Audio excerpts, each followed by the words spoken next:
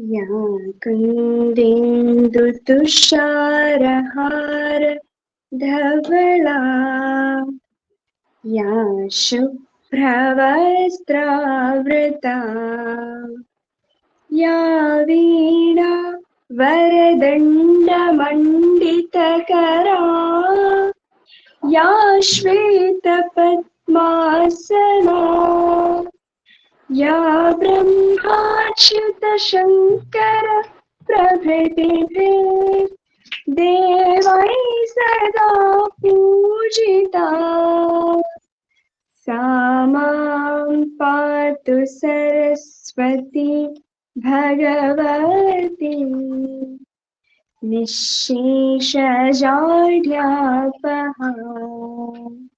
शुक्लां ब्रह्मविचारसार परमाम् आद्यां जगद्व्यापिनी वीणा पुस्तकधारिणी अभयताम् जाड्यान्तकारापहा हस्ते स्फटिकमालिकां विदधतीं पद्मासने संस्थिता वन्दे त्वां परमेश्वरीं भगवतीं बुद्धिप्रदां शारदाम्.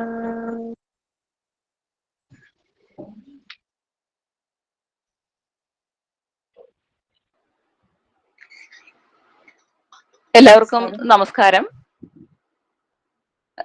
ഭാരതീയ വിചാര കേന്ദ്രം തൃക്കാക്കര സ്ഥാനീയ സമിതിയുടെ മന്ത്ലി പ്രോഗ്രാമായിട്ടുള്ള ഈ മാസത്തെ ആദ്യത്തെ പ്രബന്ധാവതരണമാണ്. അപ്പം അതിനായിട്ട് നമ്മുടെ തൃക്കാക്കര സ്ഥാനീയ സമിതിയുടെ അധ്യക്ഷയായ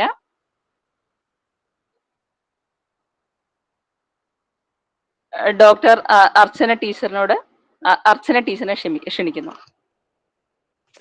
എല്ലാവർക്കും നമസ്കാരം. ഇന്നത്തെ നമ്മുടെ പരിപാടിയിൽ വിശിഷ്ടാതിഥി മറ്റെല്ലാവരുടെയും ശ്രദ്ധയ്ക്ക് നമുക്ക് സ്വാഗതം ആശംസിക്കുന്നതിനായിട്ട് ഡോക്ടർ അഞ്ജലിയെ, തൃക്കാക്കര സ്ഥാനീയ സമിതിയുടെ എക്സിക്യൂട്ടീവ് കമ്മിറ്റി മെമ്പർ ഡോക്ടർ അഞ്ജലിയെ ക്ഷണിക്കുന്നു. എല്ലാവർക്കും നമസ്കാരം. ദൈവീ ചൈതന്യം നിറഞ്ഞു നിൽക്കുന്ന ഒരു വൈകുന്നേരത്തിലാണ് നമ്മളുള്ളത്. നവരാത്രി ആഘോഷങ്ങളുടെ 4ാം ദിവസമായ ഇന്ന് ഭാരതീയ വിചാര കേന്ദ്രത്തിന്റെ തൃക്കാക്കര സ്ഥാനീയ സമിതിയുടെ നേതൃത്വത്തിൽ നവരാത്രി ആചാരവും വിശ്വാസവും എന്ന വിഷയത്തിൽ ഒരു പ്രബന്ധാവതരണം അല്ലെങ്കിൽ അതിന്റെ ആചാരങ്ങളെയും വിശ്വാസങ്ങളെയും കുറിച്ച് നമുക്ക് മനസ്സിലാക്കി തരുവാനുള്ള ഒരു പരിപാടിയാണ് തൃക്കാക്കര സ്ഥാനീയ സമിതി വിഭാവനം ചെയ്തിരിക്കുന്നത്. അതിൽ നമുക്ക് ഏറെ അനുയോജ്യനായ ഒരു ഗുരുവിനെ തന്നെ ലഭിക്കുകയും ചെയ്തു. ഭാരതീയ വിചാര കേന്ദ്രം ഭാരതത്തിന്റെ വൈവിധ്യമാർന്നതും വ്യാപകവുമായ സംസ്കാരത്തെ സാധാരണ ജനങ്ങൾക്ക് അതിന്റെ അന്തസത്തയോടുകൂടി മനസ്സിലാക്കിക്കുക എന്നുള്ള മഹത്തായ ഉദ്ദേശത്തെ മുൻനിർത്തിയാണ് നീങ്ങുന്നത്. ഭാരതത്തിന്റെ ആചാരങ്ങളെയും അനുഷ്ഠാനങ്ങളെയും ആഘോഷങ്ങളെയും എല്ലാം വാസ്തവത്തിൽ നമ്മൾ കുറെ വർഷങ്ങളായി, കാലങ്ങളായി, തലമുറകളായി ആചരിച്ചു പോരുന്നുണ്ടെങ്കിലും അതിലുള്ള ഒരു പോരായ്മ എന്ന് പറയുന്നത് അതിൽ എന്ത് ഉൾക്കൊണ്ടിരിക്കുന്നു, അവയുടെ എല്ലാം പുറകിലെ തത്വം എന്ത് എന്നത് ചിലപ്പോഴെങ്കിലും നമ്മൾക്ക് മനസ്സിലാകാതെ പോരാറുണ്ട്. അങ്ങനെ ആവുമ്പോഴാണ് വെറും ആചാരമായി മാത്രം അത് ചുരുങ്ങിപ്പോകുന്നത്. ഭാരതത്തിന്റെ ഒരു സാംസ്കാരിക പാരമ്പര്യം, ജ്ഞാന പരമ്പര, ഇവരെല്ലാം വിഭാവനം ചെയ്ത അതിന്റെ ഉദ്ദേശശുദ്ധി പലപ്പോഴും നഷ്ടമാകുന്നതും ഇത്തരത്തിൽ ആചാരങ്ങളെ അവയുടെ ശരിയായ അർത്ഥം മനസ്സിലാക്കിക്കൊണ്ട്, അവയുടെ ഉദ്ദേശം മനസ്സിലാക്കിക്കൊണ്ട് നാം ആചരിക്കുന്നതിൽ നിന്ന് മുന്നോട്ട് പോകുമ്പോഴാണ്. അപ്പോൾ ഈ ഒരു ദൗത്യം ഇന്ന് ഭാരതീയ വിചാര കേന്ദ്രത്തിന്റെ തൃക്കാക്കര സ്ഥാനീയ സമിതി ഏറ്റെടുത്തുകൊണ്ട് നവരാത്രി ദിനത്തിലെ പ്രതിമാസ പരിപാടികളിൽ നവരാത്രിയുടെ വിശ്വാസത്തെയും ആചാരങ്ങളെയും കുറിച്ച് സംസാരിക്കുവാനായി, അതിനെക്കുറിച്ച് സാധാരണക്കാരായ എല്ലാവർക്കും മനസ്സിലാക്കിക്കുവാൻ വേണ്ടി തുനിഞ്ഞത് ഏറെ അഭിനന്ദനാർഹമായ കാര്യമാണ്. ഈ ഒരു പരിപാടിയിൽ സ്വാഗതം ആശംസിക്കുക എന്നുള്ളതാണ് എൻ്റെ കർത്തവ്യം. ആദ്യമായി ഈ പരിപാടിയുടെ അധ്യക്ഷ ഡോക്ടർ അർച്ചനാജിയാണ്. അർച്ചനാജി വളരെയധികം കൃത്യതയോടെ, വളരെയധികം ചുറുചുറുക്കൂടെ വിചാരകേന്ദ്രത്തിന്റെ എല്ലാ പരിപാടികളിലും നേതൃത്വം കൊടുക്കുന്നത് നാം കാണാറുണ്ട്. തൃക്കാക്കര സമിതിയുടെ പ്രസിഡന്റും കൂടിയാണ് ഡോക്ടർ അർച്ചനാജി. അർച്ചനാജിയെ ഞാൻ ഈ പരിപാടിയിലേക്ക് ഔപചാരികതയുടെ പേരിൽ സ്വാഗതം ചെയ്യുന്നു. അടുത്തതായിട്ടുള്ളത് നമ്മളുടെ ഭാരതീയ വിചാരകേന്ദ്രത്തിന്റെ ജില്ലാ പ്രസിഡന്റും സെക്രട്ടറിയുമാണ്. ജില്ലാ പ്രസിഡന്റ് സ്ഥാനത്ത് ഉള്ളത് ഏറെ ബഹുമാന്യനായ ഡോക്ടർ CM ജോയ് സാറാണ്. സെക്രട്ടറി സ്ഥാനത്തുള്ളത് ശ്രീ അരവിന്ദാക്ഷൻ ജിയാണ്. അവരെ രണ്ടുപേരെയും ഞാൻ ഈ പരിപാടിയിലേക്ക് സ്വാഗതം ചെയ്യുന്നു. അടുത്തത് തൃക്കാക്കര സ്ഥാനീയ സമിതിയുടെ സെക്രട്ടറി ആയിട്ടുള്ള ഡോക്ടർ ഷൈനി ജിയാണ്. ഷൈനി ജിയെയും അതുപോലെ തൃക്കാക്കര സ്ഥാനീയ സമിതിയുടെ ട്രഷറർ ആയിട്ടുള്ള പ്രിയ സ്മിതയെയും സംയോജകനായിട്ടുള്ള ജില്ലാ സംയോജകമായിട്ടുള്ള സുകേഷ് ജിയെയും ഞാൻ സ്വാഗതം ചെയ്യുന്നു. നടേശൻ മാഷെ സ്വാഗതം ചെയ്യാൻ വിട്ടുപോയതല്ല, നടേശൻ മാഷെ ഒരു വരിയിൽ സ്വാഗതം ചെയ്താൽ പോരാ എന്നുള്ളത് കൊണ്ടാണ്. സത്യത്തിൽ അധ്യക്ഷനെ സ്വാഗതം ചെയ്താൽ ഉടനെ സ്വാഗതം ചെയ്യേണ്ടത് നമ്മളുടെ വിശിഷ്ട അതിഥിയെ തന്നെയാണ്.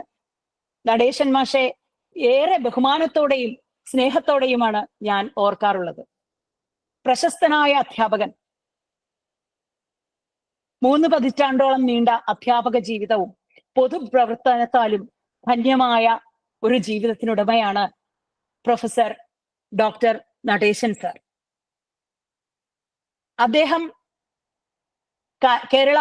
അദ്ദേഹം സംസ്കൃത സർവകലാശാല, ശ്രീ ശങ്കരാചാര്യ സംസ്കൃത സർവകലാശാലയിലെ സംസ്കൃത വിഭാഗം പ്രൊഫസർ ആയിരുന്നയാളാണ്. വളരെ വലിയ വിപുലമായ ഒരു ശിഷ്യസമ്പത്തും വിപുലമായ പൊതുപ്രവർത്തന പരിചയവും അദ്ദേഹത്തിനുണ്ട്. അദ്ദേഹത്തിന്റെ ഒരു ശിഷ്യയാണ് ഞാൻ. ശിഷ്യയാണെന്ന് പറഞ്ഞാൽ സാധാരണ ഒരു യൂണിവേഴ്സിറ്റി പ്രൊഫസറും ഇത്തരത്തിൽ ശിഷ്യരെ സ്വീകരിക്കില്ല.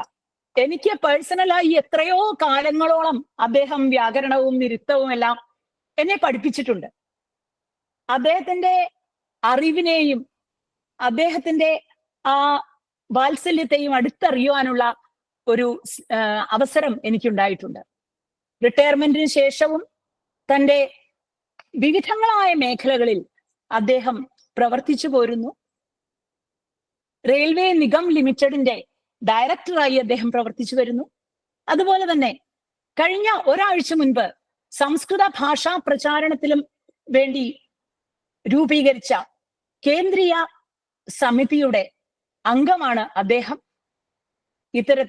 ഇതേപോലെ ശ്രീനാരായണ ഗുരുവിനെ കുറിച്ചും ശങ്കരാചാര്യരുടെ കൃതികളെ കുറിച്ചുമെല്ലാം അദ്ദേഹം വളരെ അഗാധമായി പാണ്ഡിത്യമുള്ളയാളാണ്.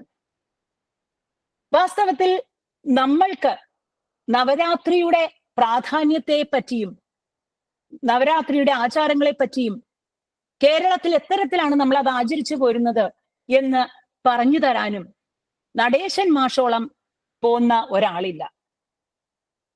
ഒരു തവണ പറഞ്ഞപ്പോൾ തന്നെ അദ്ദേഹം കൃത്യമായി ദിവസം പറയുകയും കൃത്യമായ സമയത്ത് കൃത്യമായ രീതിയിൽ അദ്ദേഹം എത്തുകയും ചെയ്തു. നമ്മളെ സംബന്ധിച്ചിടത്തോളം, പ്രത്യേകിച്ചും ഭാരതീയ വിചാര കേന്ദ്രത്തിലെ അംഗങ്ങളായിട്ടുള്ള നമ്മളെ സംബന്ധിച്ചിടത്തോളം അദ്ദേഹം ഒരു പുതുമുഖമല്ല. നമ്മളെല്ലാവരും ഒരുപാട് അദ്ദേഹത്തിന്റെ പ്രഭാഷണങ്ങൾ കേട്ടിട്ടുള്ളവരാണ്. വളരെയേറെ ആദരവോടെ എൻ്റെ ഗുരുനാഥൻ കൂടിയായ നടേശൻ മാഷെ ഞാൻ ഈ പരിപാടിയിലേക്ക് സ്വാഗതം ചെയ്യുന്നു. അതോടൊപ്പം തന്നെ ഇവിടെ കൂടിയിരിക്കുന്ന ഓരോരുത്തരെയും, വിചാര കേന്ദ്രത്തിന്റെ മുഴുവൻ അംഗങ്ങളെയും ഈ പരിപാടിയിലേക്ക് സ്വാഗതം ചെയ്തുകൊണ്ട് നിർത്തുന്നു. നമസ്കാരം.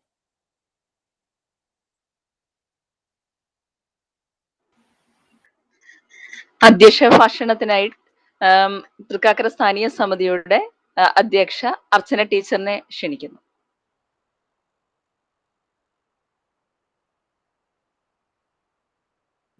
സ്മിത, നമുക്ക് തുടങ്ങാമല്ലോ. കുഴപ്പമില്ല അല്ലേ? 7:46 നമുക്ക് സാറിന്റെ വാക്കുകളാണല്ലോ കേൾക്കാൻ. അതുകൊണ്ട് നമുക്ക് തുടങ്ങാം. സാറ് തുടങ്ങിയ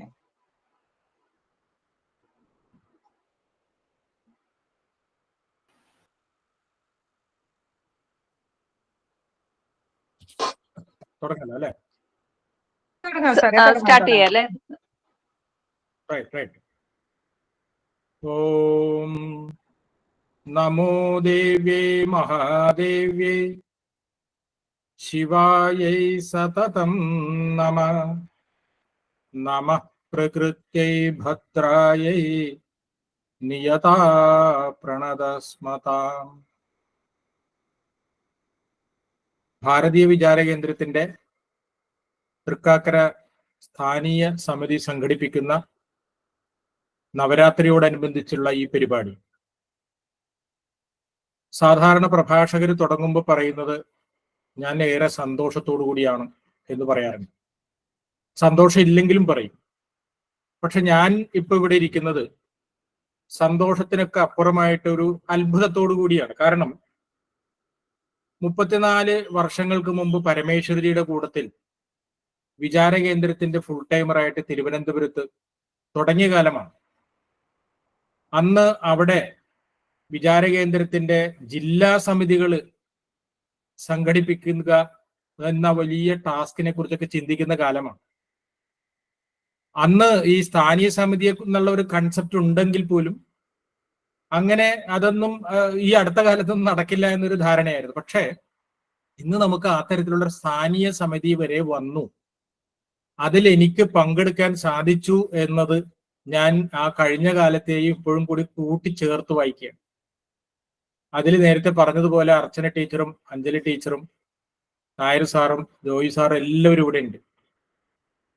അപ്പോ വിചാരകേന്ദ്രത്തില് ഒരു പുതുമുഖമല്ല, എൻ്റെ തന്നെ ഒരു പ്രസ്ഥാനം എന്നുള്ളൊരു ഫീലിങ്ങോട് കൂടിയാണ്. ഒപ്പം ഈ വിഷയം അവതരിപ്പിക്കുമ്പോൾ ഇന്ന് കേരളത്തിൽ എന്നല്ല ഇന്ത്യയിലെമ്പാടും നവരാത്രി ആഘോഷങ്ങൾ പലതരത്തിൽ നടന്നുകൊണ്ടിരിക്കുകയാണ്. പ്രധാനമായും ക്ഷേത്രങ്ങളെ കേന്ദ്രീകരിച്ചും ആശ്രമങ്ങളെ കേന്ദ്രീകരിച്ചും പല കുടുംബങ്ങളെ കേന്ദ്രീകരിച്ചുമുണ്ട്. ഇപ്പോൾ ഞങ്ങളുടെ ഇവിടെ തൃശ്ശൂര് കല്യാൺ സ്വാമിയുടെ വീട്ടില് ഇന്ത്യയിലെ എല്ലാ പ്രമുഖരായ നടീനടന്മാരും വന്നിട്ടുള്ള വലിയ പരിപാടികൾ നടക്കുന്നത്. ബൊമ്മക്കലും ഒരിക്കലും ഒക്കെ ആയിട്ട് നടക്കുന്നുണ്ട്. എന്താണെങ്കിലും ആ തരത്തിലുള്ള പരിപാടികൾ ധാരാളം നടക്കുന്നുണ്ട്. പക്ഷെ വിചാരകേന്ദ്രം ഇങ്ങനെ ഒരു പരിപാടി നടക്കുമ്പോൾ അതിന് വളരെ കൃത്യമായ ചില ലക്ഷ്യമുണ്ട്, ഉണ്ടാവണം. അതെന്ത് ആണെന്ന് ചോദിച്ചാൽ ഇതിന്റെ പിന്നിലുള്ള വിചാരം തന്നെയാണ്. ഇതേ സംബന്ധിച്ച് ധാരാളം കഥകളുണ്ട്. നമുക്കറിയാം, കഥ ഉണ്ടായത് ഒരു കഥയുമില്ലാത്തവന് കാര്യം പഠിപ്പിച്ചു കൊടുക്കുന്നതിന് വേണ്ടിയിട്ടാണ്. കഥയ്ക്ക് സ്റ്റോറി എന്നാണ് ഇംഗ്ലീഷിൽ പറയുന്നത്. സ്റ്റോർ ചെയ്ത് വെച്ചിരിക്കുന്നതാണ് അത്രേ സ്റ്റോറി. എന്താണ് സ്റ്റോറി ചെയ്തു വെച്ചിരിക്കണമെന്ന് ചോദിച്ചാൽ സമൂഹത്തിന്, മനുഷ്യന് മുന്നോട്ട് പോകാൻ വേണ്ടിയിട്ടുള്ള അറിവും തിരിച്ചറിവും മുന്നറിയിപ്പുകളും കഥയിലൂടെ സ്റ്റോർ ചെയ്തു വെച്ചിരിക്കുകയാണ്. നമ്മുടെ ആഘോഷങ്ങൾ എന്തു തന്നെ എടുത്താലും അതിൻ്റെ പിന്നിലൊരു കഥയുണ്ട്. ആ കഥ വഷളായി പോയാൽ അതുപോലെ തന്നെ അത് ചെന്നെത്തുന്നത് വേറെ ചില സ്വഭാവത്തിലായിരിക്കും. ഇപ്പൊ നമുക്ക് നമ്മുടെ കേരളത്തിന്റെ ദേശീയ ഉത്സവമായ ഓണം നമ്മൾ ആഘോഷിക്കുന്നു. അതിന് പിന്നിൽ ധാരാളം കഥകൾ ഉണ്ടാക്കിയിട്ടുണ്ട്. പക്ഷെ ആ കഥകളൊന്നും തന്നെ ശരിയായ കഥയല്ല. കാരണം മഹാബലി എന്ന് പറയുന്ന ഒരു നല്ല മനുഷ്യൻ, നന്മമരമുണ്ടായിരുന്നു. ആ നന്മമരത്തിനെ കണ്ട് അസൂയ മൂത്ത ആദിനാരായണൻ വന്ന് ചവിട്ടിത്താഴ്ത്തി. ഇതാണ് അതിന്റെ പൊരുൾ. അത് പോരാഞ്ഞിട്ട് വീണ്ടും ഒരു കഥയുണ്ടാക്കി. അത് ചേരമാൻ പെരുമാള് കുറെ കാലം കഴിഞ്ഞപ്പോ ബോറടിച്ചപ്പോ മതപരിവർത്തനം നടത്തി മക്കയിൽ പോയി എന്നുള്ളതാണ് വേറൊരു കഥ. പക്ഷെ ഈ കഥകൾ ഇങ്ങനെ ഉള്ളത് കൊണ്ടായിരിക്കാം ഒരുപക്ഷെ എന്തെല്ലാം നേടിയായാലും നാം മലയാളി ചില പരാജയങ്ങളിൽ ചെന്ന് കലാശിക്കുന്നതിന്റെ കാരണം അതാണ്. അതായത് 100% സാക്ഷരതയുണ്ട്, വിദ്യാഭ്യാസമുണ്ട്, പക്ഷെ അതുപോലെ തന്നെ ഏറ്റവും കൂടുതൽ ആത്മഹത്യയും മദ്യപാനവും കലഹവും ഉണ്ട്. അപ്പൊ പറഞ്ഞു വരുന്നത് ഇതാണ്, കഥയ്ക്ക് പിന്നിൽ കൃത്യമായൊരു വിചാരമുണ്ട്. ആ വിചാരത്തെ വിനിമയം ചെയ്യുന്നതിന് വേണ്ടിയിട്ടാണ് യഥാർത്ഥത്തിൽ കഥയും ആചാരങ്ങളും അനുഷ്ഠാനങ്ങളും ആഘോഷങ്ങളും എല്ലാം ഉണ്ടായിട്ടുള്ളത്. നവരാത്രി കാലം അത് ദേവി ഉപാസനയുടെ കാലമാണെന്ന് നമുക്കറിയാം. ആ കാലത്ത് ശക്തി സ്വരൂപിണിയായിട്ടുള്ള ദേവി ത്രിപുരസുന്ദരിയെ പല രൂപത്തിലും പല ഭാവത്തിലും ആരാധിക്കുന്ന സമ്പ്രദായം കാലങ്ങളായി നമ്മുടെ നാട്ടിൽ നടക്കുന്നുണ്ട്. അതിൽ ഏറ്റവും പ്രധാനം എന്ന് നമുക്ക് അറിയാവുന്നതാണ്, എങ്കിലും അത് പറയട്ടെ. 16 സംസ്കാര പ്രക്രിയകളാണ് നമുക്കുള്ളത്. ഷോഡശ സംസ്കാരം എന്ന് പറയും. അതിൽ ഏറ്റവും വിശിഷ്ടമായ ഒരു സംസ്കാരമാണ് വിദ്യാരംഭം. അങ്ങനെ നോക്കുമ്പോ ഈ ഷോഡശ സംസ്കാരങ്ങളിൽ പ്രധാനമായിട്ടുള്ള വിദ്യാരംഭം, മലയാളിയുടെ ഭാഷയിൽ പറഞ്ഞാൽ എഴുത്തിനിരുത്തും, അത് ഈ കാലത്താണ് നടക്കുന്നത്. രണ്ടാമത് ആയുധ പൂജയാണ്. ആയുധവും അതുപോലെ തന്നെ നമ്മുടെ കുഞ്ഞുങ്ങളല്ല എല്ലാവരും പുസ്തകം, പൂജ വെപ്പ് തുടങ്ങിയതായ കാര്യങ്ങളുണ്ട്. അത് മനുഷ്യന്റെ കർമ്മമില്ലാതെ മുന്നോട്ട് പോകാൻ പറ്റില്ലല്ലോ. ആ കർമ്മത്തിന്റെ പ്രതീകമാണ് ഉടമക്ക് സമർപ്പിക്കുകയാണ്. നമ്മളൊരു കാറ് വാങ്ങിയിട്ടുണ്ടെങ്കിൽ ആ കാറ് ഉണ്ടാക്കിയ കമ്പനിയിൽ സർവീസിങ്ങിന് കൊടുക്കും കുറെ നാൾ ഓടിച്ചു കഴിയുമ്പോൾ. ഇതുപോലെ നമ്മളുടെ ജ്ഞാനവും കർമ്മവും ആ ഉടമക്ക് സമർപ്പിക്കുന്ന കാലം കൂടിയാണ് ഈ പൂജവെപ്പ് കാലം എന്ന് പറഞ്ഞത്. അത് കൊടുത്തു കഴിഞ്ഞാൽ സ്വാഭാവികമായും സർവീസ് കഴിഞ്ഞ് വളരെ ഭംഗിയാക്കി തിരിച്ചു നൽകുന്നത് പോലെ നാം തിരിച്ചു നൽകിയ ഈ വിജ്ഞാനത്തെ, അല്ലെങ്കിൽ നവീകരിപ്പിച്ച ആ ഈ വിജ്ഞാനത്തെ വീണ്ടും കൂടുതൽ ഉത്സാഹത്തോടുകൂടി അത് ആ കർമ്മങ്ങളിൽ ഇടപെടുന്നു. ഇതാണ് അതിന്റെ ഒരു പിന്നിലുള്ള ഒരു വിചാരം എന്ന് പറഞ്ഞാൽ. മറ്റൊരു പ്രധാനം, ഈ കാലയളവിൽ ഈ ബൊമ്മക്കൊലു ഒരുക്കുന്ന ഒരു സമ്പ്രദായമുണ്ട്. അത് കേരളത്തിൽ അത്ര പതിവില്ലായിരുന്നു. ഈ ബ്രാഹ്മണ സമൂഹങ്ങളിലും അഗ്രഹാരങ്ങളിലും മാത്രമാണ് ബൊമ്മക്കൊലു ഒരുക്കിയിരുന്നത്. പക്ഷെ സോഷ്യൽ മീഡിയ വളർന്നതോടുകൂടി അത് ഇന്ന് എല്ലാ ക്ഷേത്രങ്ങളിലും അതുപോലെ പല മറ്റുള്ളവരുടെ വീടുകളിലൊക്കെ ഉണ്ട്. അതിന്റെ കാരണം, നേരത്തെ ധരിച്ചിരുന്നത് ഇത് ബ്രാഹ്മണന്മാർക്ക് മാത്രം ചെയ്യാൻ വേണ്ടിയിട്ടുള്ള ഒന്നാണെന്നുള്ളത്. പക്ഷെ ഇന്നിപ്പോ മാറി. 9 തട്ടുള്ളതായ ആ തട്ടുകളിൽ ഇങ്ങനെ ബൊമ്മകളെ ഇങ്ങനെ വെക്കുകയാണ്. അതിന്റെ പിന്നിൽ 9 എന്നുള്ളതിന് നവ എന്നാണ് നമുക്കറിയാം. അതിൽ ഏറ്റവും താഴെ തട്ട് മുതൽ മുകളിലെ തട്ട് വരെ, താഴെ തട്ടില് ഈ മത്സ്യാവതാരം, കൂർമാവതാരം എന്നൊക്കെ പറയുന്നത് പോലുള്ളതായ അവതാരങ്ങളെ സങ്കല്പിച്ച് അത്തരത്തിലുള്ള ബൊമ്മകളാണ് വെക്കുന്നത്. അതേ തുടർന്ന് മനുഷ്യനെ പ്രതികരിക്കുന്നതാണ്, പിന്നീട് ഋഷിമാരെ ആണ്. ഇങ്ങനെ പോയി ഈ ഓരോണ്ണത്തിലും ദേവിയുടെ പ്രതീകങ്ങളും ബൊമ്മകൾ ഉണ്ടാവും. അത് കാണിക്കുന്നത്, അങ്ങനെ ചുരുക്കി പറഞ്ഞ എല്ലാ സകല ദേവീ ദേവന്മാരും മാനവ സമൂഹവും ജന്തുജാലങ്ങളെല്ലാം ഈ പിക്ചറിൽ ഇടം പിടിക്കുന്നു. ഇത് കാണിക്കുന്നത് 2 പ്രധാനപ്പെട്ട കാര്യമാണ്. കഥ പറയുന്നത് ദേവി ദാരികനെ വധിക്കാൻ വേണ്ടി തീരുമാനിച്ചപ്പോൾ ഞങ്ങൾ എല്ലാവരും ദേവിയുടെ കൂട്ടത്തിലുണ്ട് എന്ന, എന്താ പറയാ, ആ മുന്നണിയിലാണ് എന്ന പ്രഖ്യാപനം നടത്തിയെന്നാണ്. അതിന്റെ പ്രതീകമായിട്ടാണ് അത്ര ഇതെല്ലാം വെക്കുന്നത്. അതിന്റെ താത്വികമായ വിചാരം എന്താണെന്ന് ചോദിച്ചാൽ, സകല ചരാചരങ്ങളും ബ്രഹ്മവിഷ്ണു മഹേശ്വരന്മാർ പോലും അവതാരങ്ങളെല്ലാം തന്നെ ദേവിയുടെ വിവിധ ഭാവങ്ങളാണ്, രൂപങ്ങളാണ്. ദേവി മാഹാത്മ്യത്തിൽ പറയുന്നത് പോലെ വിദ്യാസമസ്തവ ദേവി ഭേദാഃ സ്ത്രിയഃ സമസ്താ സകലാ ജഗത്സു. 64 കലകളും 18 വിദ്യകളും അമ്മ രൂപത്തിലുള്ള എല്ലാ ജീവജാലങ്ങളും ദേവി തന്നെയാണ് അത്രേ. ആ അമ്മമാരാണല്ലോ മറ്റുള്ളവർക്ക് ജന്മം നൽകുന്നത്. അങ്ങനെ വരുമ്പോൾ തന്നിൽ നിന്ന് അന്യമായി ഒന്നും തന്നെയില്ല, ദേവിയിൽ നിന്ന് അന്യമായിട്ട് ഒന്നുമില്ല. ഈ തത്വത്തിന്റെ പ്രതീകമായിട്ടാണ് ബൊമ്മക്കുലു ഒരുക്കുന്നത്. അത് ഒരുക്കുന്നതും അതിനോടനുബന്ധിച്ച് ചില പ്രക്രിയകളൊക്കെ ഉണ്ട്. അതായത് ഇങ്ങനെ ഒരുക്കി കഴിഞ്ഞാൽ, ഞാൻ ഇതിൽ ആദ്യമായിട്ട് പങ്കെടുക്കുന്നത് പണ്ട് പാലക്കാട് വ്യാസവിദ്യാപീഠത്തിലെ താരേക്കാട് ഗ്രാമത്തിൽ താമസിക്കുമ്പോഴാണ്. അന്ന് അവിടെ ഈ അഗ്രഹാരത്തിലെ കുട്ടികൾ വന്ന്, ഞങ്ങൾ മാഷുമാരാണ്, അപ്പൊ വിളിച്ചു, സാറേ ഇന്ന് ബൊമ്മക്കുലു കാണാൻ വരണം. ഓ ശരി വരാം. വന്നപ്പോൾ അവർ ചെയ്തത് ആദ്യം ഞങ്ങളുടെ കാല് കഴുകി തുടച്ച് കാലിലെല്ലാം കുങ്കുമം ചാർത്തി, നെറ്റിയിൽ കുങ്കുമം ചാർത്തി, കൊലുവിനെ കുറിച്ചെല്ലാം പറഞ്ഞു തന്നു. പറഞ്ഞു തന്നിട്ട് വളരെ സന്തോഷത്തോടുകൂടി മധുരമെല്ലാം തന്നിട്ട് പറഞ്ഞു വിടുകയാണ്. ഇത് എല്ലാ മുതിർന്ന ആളുകളെയും അവർ ചെയ്യുമത്രേ. കുട്ടികളാണിത് ചെയ്യുന്നത് ഓർക്കുക. അതായത് മുതിർന്നവരെ സ്വീകരിക്കാനും ബഹുമാനിക്കാനും ആദരിക്കാനും ഉള്ള ഒരു വലിയ പാഠം, ഒപ്പം ഇതെല്ലാം പറഞ്ഞു കൊടുക്കാനുള്ള ഒരു അറിവും അവർ നേടുന്നു. ഇത് ചെറിയ പ്രായത്തിൽ കിട്ടുക എന്ന് പറഞ്ഞാൽ വലിയ വലിയ വലിയ സംഭവങ്ങളാണ്. അപ്പൊ അങ്ങനെയുള്ള ബൊമ്മക്കുലു ഒരുക്കുന്നത് ഈ നവരാത്രിയുടെ ഒരു പ്രത്യേകതയാണ്. മറ്റൊന്ന്, അതും ഈ അടുത്ത കാലത്ത് പ്രചാരത്തിൽ വന്നതാണ്, കുമാരി പൂജ എന്നാണ്. അതായത് 2 വയസ്സ് ഉള്ള കുട്ടി മുതൽ ഓരോ ദിവസവും 3, 4 ഇങ്ങനെയുള്ള വയസ്സുള്ള കുട്ടികളെ ആദരിക്കലല്ല, പൂജിക്കുക. അതാണ്, പൂജിക്കുകയാണ്. ഇനി ഞാൻ ഒരു ക്ഷേത്രത്തിൽ, വരാക്കര എന്ന് പറയുന്ന ഒരു ക്ഷേത്രത്തിൽ പോയപ്പോൾ അവിടെ ഒരു കുട്ടിയെ, 3 വയസ്സുള്ള കുട്ടിയെ പൂജിക്കുകയാണ്.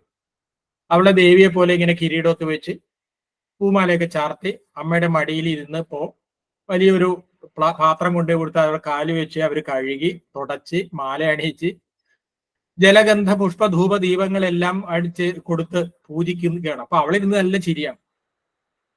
ഈ സമയത്ത് ആ അമ്പലത്തിൽ തൊഴാൻ വന്ന എല്ലാ ഭക്തന്മാരും ഈ കുഞ്ഞിനെ നോക്കി ഇങ്ങനെ നമസ്കരിക്കണം. അപ്പൊ ഈ കുട്ടിക്ക് ഭയങ്കര ആശ്ചര്യം, എല്ലാരും എന്നെ തൊഴാണല്ലോ. അതായത് നമ്മളിൽ എല്ലാവരിലും കുടികൊള്ളുന്ന ദൈവികത, ആ ദൈവികതയെ അറിയാനും ആചരിക്കാനുമുള്ള ഒരു വലിയ പാഠമാണ്.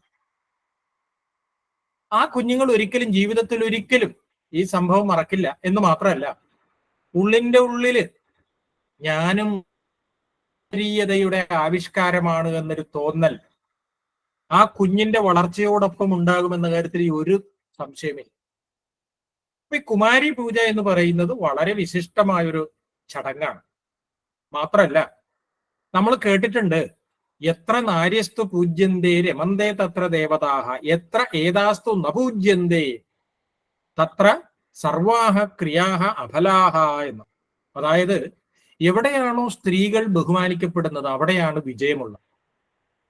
അതിൻ്റെ ഒരു പ്രായോഗികമായ ഒരു ആവിഷ്കാരമാണ്. ഈ നമ്മുടെ ഹിന്ദു ധർമ്മത്തെക്കുറിച്ചുള്ള ഈ ബുദ്ധിജീവികളുടെ ഏറ്റവും വലിയൊരു ആക്ഷേപം അത് പുരുഷ മേധാവിത്വത്തിൽ അധിഷ്ഠിതമാണ്. സ്ത്രീകളെ മാനിക്കില്ല. അപ്പൊ പിന്നെ ഈ പറഞ്ഞതോ എത്ര നാര്യസ്തോ അതൊക്കെ വെറുതെ എഴുതി വെച്ചിരിക്കുകയാണ് എന്ന് പറയും.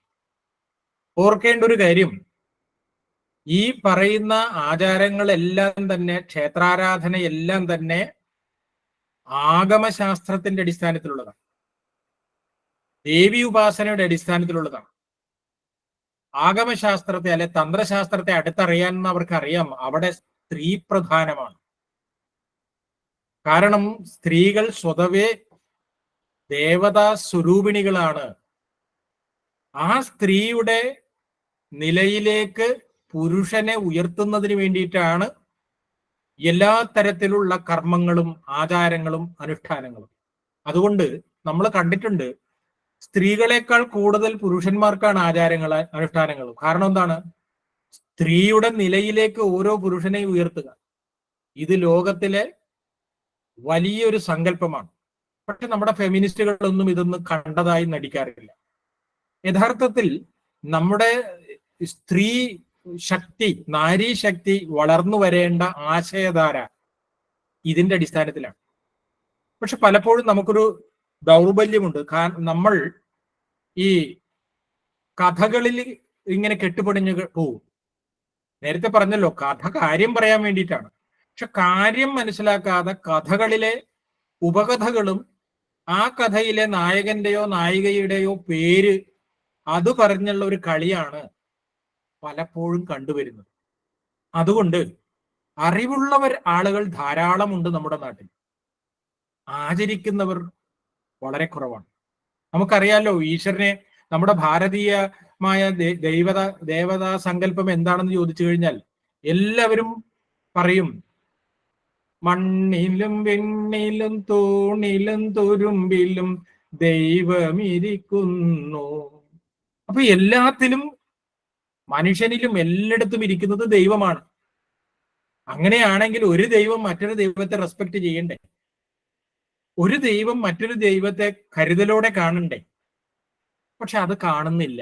അതിനു പകരം പലപ്പോഴും വിഭാഗീയമായ ചിന്തകൾ, ജാതിയുണ്ട്, മതമുണ്ട്, ഭാഷയുണ്ട്, ലിംഗമുണ്ട്, തൊലിപ്പുറത്തെ വെളുപ്പുണ്ട്, പണമുണ്ട്, ഇങ്ങനെ പലതും നടുക്ക് വന്നു നിന്ന് പ്രശ്നമുണ്ടാക്കുക. ഇതൊന്നുമല്ല മനോബുദ്ധി അഹങ്കാര ചിത്താനി നാഹം നജശ്രോത്ര ജിഹ്വേ എന്ന് പറഞ്ഞിട്ട് ഇതൊന്നുമല്ല നമ്മൾ. ശുദ്ധമായ ചൈതന്യമാണ്. ഇതാണ് ഭാരതത്തിന്റെ ദൈവിക സങ്കല്പം. ഭാഷാപിതാവായ എഴുത്തച്ഛൻ നമ്മളെ പഠിപ്പിച്ചതും അതുതന്നെയാണ്. ഓങ്കാരമായ പൊരുൾ മൂന്നായി പിരിഞ്ഞുടനെ ആങ്കാരമായത് താൻ തന്നെ സാക്ഷി എന്ന് പറഞ്ഞുകൊണ്ട്. അപ്പൊ ആ പൊരുളിനാണ് പ്രാധാന്യം. അതാണ് വിവിധ തരത്തിലുള്ള ദേവതാ സ്വരൂപങ്ങളാക്കി മാറിയിട്ടുള്ളത്. അപ്പൊ എന്താണെങ്കിലും ഈ എഴുത്തിനിരുത്തും, ആയുധപൂജയും, ബൊമ്മക്കൊലുവൊരിക്കലും, കുമാരി പൂജയും, പൂജവെപ്പും തുടങ്ങി എല്ലാ പരിപാടികളും എന്തിനാണ് എന്ന് ചോദിച്ചാൽ മനുഷ്യനെ നല്ല മനുഷ്യനാക്കാനാണ്. മനുഷ്യന്റെ ചെറിയ ലോകത്തിൽ നിന്നും വലിയ ലോകത്തിലേക്ക് വളരുന്നതിന് വേണ്ടിയിട്ടാണ്. നമ്മൾ കേട്ടിട്ടുള്ള മന്ത്രങ്ങൾ ഉണ്ടല്ലോ, ലോകാഹ സമസ്താഹ സുഖിനോ ഭവന്തു, ലോകം മുഴുവൻ സുഖികളാവട്ടെ എന്ന് പ്രാർത്ഥിക്കാൻ ഭാരതത്തിന്റെ തത്വചിന്തയിൽ അധിഷ്ഠിതമായി ഇരിക്കുന്നവർക്ക് മാത്രമേ സാധിക്കൂ. കാരണം നമ്മുടെ ഓരോ ചടങ്ങും അങ്ങനെയാണ്. ഇപ്പൊ ഈ പറഞ്ഞ നവരാത്രി ആവട്ടെ, എല്ലാ സ്ഥലത്തും സമയത്തും പൂജ നടത്തും. 5 സാധനങ്ങളെ കൊണ്ടാണ് പൂജിക്കുന്നത്. ജലം, ഗന്ധം, പുഷ്പം, ധൂപം, ദീപം. 5 എണ്ണമാണ്. ഈ 5 എണ്ണം എന്തിനെ പ്രതിനിധീകരിക്കുന്നു എന്ന് ചോദിച്ചാൽ പഞ്ചഭൂതങ്ങളെ പ്രതിനിധീകരിക്കുന്നു. എന്താണ് പഞ്ചഭൂതങ്ങൾ എന്ന് ചോദിച്ചാൽ പൃഥ്വി, അപ്പ്, തേജസ്, വായു, ആകാശം. പ്രകൃതി പഞ്ചഭൂതാനി ഗൃഹാലോകാസ്വരസ്ഥത എന്നൊക്കെ പറഞ്ഞ് നമ്മള് പാട്ടൊക്കെ പാടാറ്. അതായത് ഈ പഞ്ചഭൂതാത്മകമായ ഈ ലോകത്തില് പഞ്ചഭൂതങ്ങളും, ഉദാഹരണം പറഞ്ഞാൽ വായു സ്വസ്ഥമായി ഇരുന്നെങ്കിലേ എനിക്ക് സ്വസ്ഥത ഉണ്ടാകും. വായു കോപിച്ചാൽ എന്റെ കാര്യം പ്രശ്നമായിത്തിലാവും. ഇത് തന്നെയാണ് ജലത്തിന്റെയും അഗ്നിയുടെയും കാര്യം. അതുകൊണ്ട് നാം പൂജിക്കുന്നത് എപ്പോഴും ഈ പ്രപഞ്ച പ്രതിഭാസങ്ങളെയാണ്. നമ്മുടെ മുമ്പിലിരിക്കുന്ന ശിവനാവാം, വിഷ്ണുവാവാം, ദേവിയാവാം, അവരെല്ലാവരും തന്നെ ഈ വിഭൂതിയുടെ പ്രതീകമായിട്ടാണ് കരുതുന്നത്. അതുകൊണ്ട് നമ്മളെ സംബന്ധിച്ചിടത്തോളം ഏത് ദേവതയെ ആരാധിച്ചാലും സർവദേവ നമസ്കാരം കേശവം പ്രതി ഗച്ഛതി എന്നാണ്. യാതൊരു ഭേദഭാവനയുമില്ല. അതുകൊണ്ട് ശൈവനും വൈഷ്ണവനും അല്ലെങ്കിൽ ശാക്തയനും തമ്മിൽ വഴക്കില്ല. പക്ഷെ ഈ തത്വം അറിയാത്തത് കൊണ്ട്, അല്ലെങ്കിൽ അറിഞ്ഞിട്ടും ആചരിക്കാൻ മടിയായതുകൊണ്ട് തമിഴ്നാട്ടിലും ആന്ധ്രാപ്രദേശിലും കർണാടകം അടക്കമുള്ള സ്ഥലങ്ങളില് ഇന്നും ശൈവന്മാരുടെ ആ ക്ഷേത്രത്തിൽ വൈഷ്ണവന്മാര് പോവില്ല. വൈഷ്ണവന്മാരുടെ കൂട്ടത്തിൽ നിന്നുള്ളവര് തിരിച്ചും പോവില്ല. എന്റെ കൂട്ടത്തിൽ വർക്ക് ഇരുന്ന പല പണ്ഡിതന്മാരുണ്ട്. അവര് 4 വേദങ്ങളും കാണാതെ പഠിച്ചവരാണ്. അപ്പൊ ഞാൻ ചോദിച്ചു, ഒരു വൈഷ്ണവനായിട്ടുള്ള അദ്ദേഹത്തോട് ചോദിച്ചു, എന്തുകൊണ്ടാണ് നിങ്ങൾ വിഷ്ണുവിന്റെ ആളുകൾ ശിവക്ഷേത്രത്തിൽ പോവാത്തത് എന്ന് ചോദിച്ചപ്പോ അദ്ദേഹം വളരെ ഗൗരവത്തോടു പറഞ്ഞു, അത് ശ്മശാനവാസിയാണ്. ശ്മശാനവാസിയുടെ അടുത്ത് നമ്മൾ പോയി കഴിഞ്ഞാൽ കുളിക്കാതെ വീട്ടിൽ കയറില്ല അത്ര. ഭയങ്കര അഭിമാനത്തോടുകൂടിയാ പറയുന്നത്. അങ്ങനെ ഒരാള് പ്രാക്ടീസ് ചെയ്താൽ ശൈവന്മാര് വെറുതെ ഇരിക്കുമോ? ഇല്ല. ഇതാണ് ശൈവ വൈഷ്ണവ കലാപങ്ങൾ ഉണ്ടായത്. അതിന്റെ ഏറ്റവും വലിയൊരു ഇരയാണ് നമ്മുടെ എഴുത്തച്ഛൻ. അദ്ദേഹം ആന്ധ്രാപ്രദേശില് രാമാനുജ സെക്റ്റിൽപ്പെട്ട ആളായിരുന്നു. രാമാനുജന്മാരുടെ ഇടയിൽ, അദ്ദേഹത്തിന്റെ പേര് വേറെ എന്താണ്, രാമാനുജന്മാരുടെ ഇടയിൽ വസിച്ചു എന്നുള്ളത് കൊണ്ടാണ് തുഞ്ചത്ത് രാമാനുജൻ എഴുത്തച്ഛൻ ജാതിപ്പേരാ. അങ്ങനെ പേര് വരാൻ കാരണം അതാണ്. അപ്പൊ എന്താണെങ്കിലും അദ്ദേഹം ഇവിടുന്ന്, കേരളത്തിൽ നിന്ന് അദ്ദേഹത്തിന്റെ ജ്യേഷ്ഠൻ ആന്ധ്രാപ്രദേശിലേക്ക് കൊണ്ടുപോകാനുള്ള കാരണം, ഇവിടെ വാസ്കോഡഗാമ വരികയും അതേ തുടർന്ന് പിന്നീട് മതപരിവർത്തനം ഉണ്ടാകുകയും അവിടെ നിന്ന് ഓടിപ്പോവുകയും ചെയ്യേണ്ടതായ ഒരു സാഹചര്യം വന്നിരുന്നു. അങ്ങനെയാണ് ജ്യേഷ്ഠൻ ഇദ്ദേഹത്തെ അവിടെ കൊണ്ടേ ആക്കുന്നത്. അവിടെ ചെന്ന് രാമായണവും മറ്റു കാര്യങ്ങളൊക്കെ പഠിച്ച് കുറെ നാൾ കഴിഞ്ഞപ്പോൾ അവിടെ ഈ ശൈവ വൈഷ്ണവ കലാപം പൊട്ടിപ്പുറപ്പെട്ടു. അങ്ങനെയാണ് അദ്ദേഹം അവിടെ നിന്നും നേരെ കേരളത്തിലേക്ക്, ഞെട്ടറ്റാൽ കീഴെ വീഴും എന്ന് പറഞ്ഞതുപോലെ സ്വന്തം നാട്ടിലേക്ക് വരേണ്ടി വന്നു. അങ്ങനെയാണ് അദ്ദേഹം പാലക്കാട് ചിറ്റൂര് എത്തുന്നത്. തുഞ്ചൻ മഠം, അവിടെയാണ് തുഞ്ചൻ മഠം ഉള്ളത്. നമ്മുടെ ഈ പറഞ്ഞ എഴുത്തിലിരുത്തിന്റെ എല്ലാം തുടക്കം അവിടെ നിന്നാണ്. ഹരിനാമ കീർത്തനത്തിൽ ആദ്യക്ഷരത്തിൽ ഉളവായിരുന്നതൊക്കെയും എന്ന് പറഞ്ഞു തുടങ്ങുന്ന ഭാഗമുണ്ട്. അപ്പോ ഈ 51 അക്ഷരങ്ങളും കൊണ്ട് ആണ് ഹരിനാമ കീർത്തനം കീർത്തിക്കുന്നതൊക്കെ നമുക്കറിയാം. എന്താണെങ്കിലും എഴുത്തച്ഛൻ ആണ്, ഈ എഴുത്തച്ഛന്റെ കാലം മുതൽക്കാണ് ഈ എഴുത്തിനിരുത്തും അതുപോലെ തന്നെ നമ്മുടെ ഈ നവരാത്രി കാലത്തെ പൂജാവിധാനങ്ങളും ഒക്കെ തുടങ്ങിയെന്നാണ് പറയുന്നത്. നമ്മുടെ വിചാരം അതല്ല. നമ്മുടെ വിചാരം ഒരേ ഒരു ചൈതന്യം, അതാണ് ഉപനിഷത്തിന്റെ ദർശനം. ആ ഉപനിഷത്തിന്റെ ദർശനത്തെ വളരെ മനോഹരമായി മലയാളി പാട്ടായി നൽകിയ അത് പരമേശ്വർജിയാണ്. പരമേശ്വർജിയുടെ ഒരു പ്രസിദ്ധമായൊരു ഗണഗീതമുണ്ട്. പരമ്പൊരുളൊന്നേ രണ്ടില്ല, ഉണ്മയുമൊന്നേ പലതില്ല, ഹരിയും ഹരനും ഹരിഹരസുതനും അവയുടെ പലതാം രൂപങ്ങൾ. ഇത്ര മനോഹരമായിട്ടാണ് ഉപനിഷത്തിന്റെയും ആഗമശാസ്ത്രത്തെയും പരമേശ്വരജി 4 വരിയിൽ കോറിയിട്ടത്. ഇതായിരുന്നു നമ്മുടെ ആചാര്യന്മാര് പറഞ്ഞത്, ശങ്കരാചാര്യ സ്വാമികൾ പറഞ്ഞത്, ശ്രീനാരായണ ഗുരുദേവനും ചട്ടമ്പി സ്വാമിയും പറഞ്ഞത്, വയലാർ പറഞ്ഞത്, കുശാൻ പറഞ്ഞത്, സുബ്രഹ്മണ്യ ഭാരതി പറഞ്ഞത്. ഇങ്ങനെ ആ തത്വമാണ് യഥാർത്ഥത്തിൽ നവരാത്രിയുടെ പിന്നിലുമുള്ളത്. ദേവീഭാവത്തിൽ ഉള്ളതായ ആ ശക്തിയാണ് എല്ലാമായി പരിണമിച്ചിട്ടുള്ളത്. ശ്രീനാരായണ ഗുരുദേവന്റെ മനോഹരമായ ഒരു കൃതിയുണ്ട്, ജനനീ നവരത്നമഞ്ജരി എന്നാണ് അതിന് പറയുന്നത്. വളരെ മനോഹരമാണ്. അതിൽ പറയുകയാണ്, മാനായതും ഭവതി മീനായതും ജനനി നീനാഗവും നഖഗം എന്ന് പറഞ്ഞിട്ട് ഈ ജ്ഞാനായതും ജനനി അഹോ നാടകം നിഖിലവും, ഈ പ്രപഞ്ചം മുഴുവനും നിന്റെ വിളയാട്ടമാണ്, ഒരു നാടകം നടിക്കലാണ് നീ എന്ന് പറഞ്ഞ് ഗുരു വളരെ മനോഹരമായിട്ട് അവതരിപ്പിക്കുന്നു. അങ്ങനെയുള്ള ശാക്തേയന്, ശൈവനെ, വൈഷ്ണവനെ, അതല്ലെങ്കിൽ ഏതെങ്കിലും ആരാധനാ സമ്പ്രദായത്തിലുള്ളവരെ സ്വീകരിക്കാൻ ഒരു മടിയുമില്ല. യേശുദേവൻ, നബിതിരുമേനി, അവരെല്ലാവരും അനുകമ്പയുടെ മൂർത്തിയായിട്ടാണ് ഗുരുദേവൻ അവതരിപ്പിക്കുന്നത്. അപ്പോൾ ഈ ഒരു ചിന്താസരണിയിൽ നിൽക്കുന്ന ഒരാൾക്ക് മാത്രമേ എല്ലാത്തിനെയും ഉൾക്കൊള്ളാൻ പറ്റുള്ളൂ. ആനോ ഭദ്ര ക്രതപോയി ആന്തുവിശ്വത എന്നൊരു ഋഗ്വേദ മന്ത്രം നമ്മൾ കേട്ടിട്ടുണ്ട്. ലോകത്തിന്റെ പല ഭാഗങ്ങളുമുള്ള വിചാരശീലന്മാർ ഇവിടെ വരട്ടെ എന്നാണ്. അപ്പൊ ആ വിചാരത്തിന്റെ പ്രത്യക്ഷത്തിലുള്ള ആവിഷ്കാരമാണ് നമ്മുടെ ആചാരങ്ങൾ, നമ്മുടെ ആഘോഷങ്ങൾ എല്ലാം തന്നെ.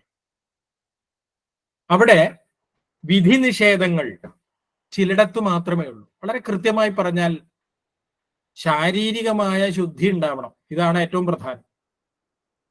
പിന്നെ ക്ഷേത്ര സംബന്ധമായ ആചാര സംബന്ധമായ ചില നിയമങ്ങൾ പാലിക്കണം, ഇതാണ് അതിനുള്ളത്. അതിനപ്പുറത്ത് എന്തു കൊണ്ടുവന്നാലും അത് അർത്ഥമില്ലാത്തതാണ്. അപ്പോൾ നവരാത്രിയെ കുറിച്ചാണല്ലോ നമ്മുടെ ചിന്ത.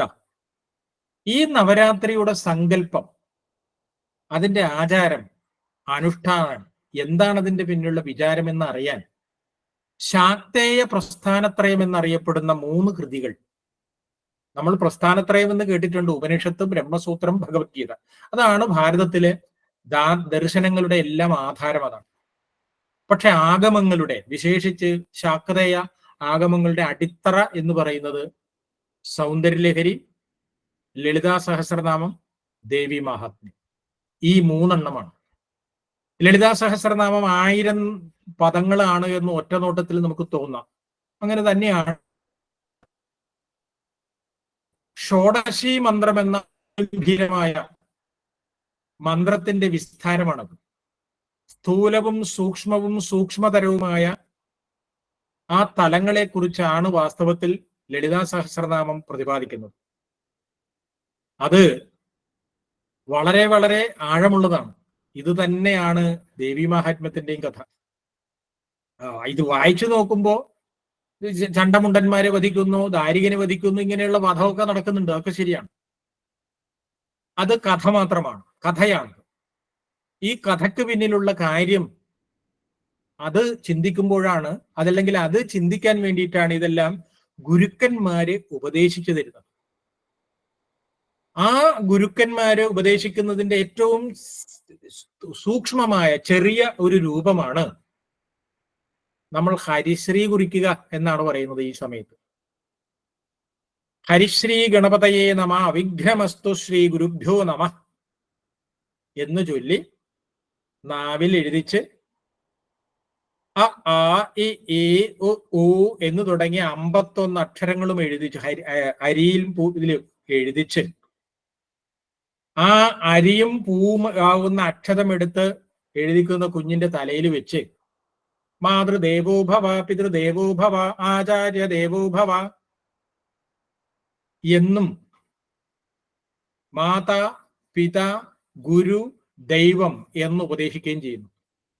യഥാർത്ഥത്തിൽ ഒരു ജന്മം മുഴുവനും ചിന്തിക്കാൻ, ഒരു ജന്മം മുഴുവനും മാർഗനിർദ്ദേശം നൽകുന്ന വലിയൊരു അറിവാണ് അവിടെ പ്രദാനം ചെയ്തിട്ടുള്ളത്.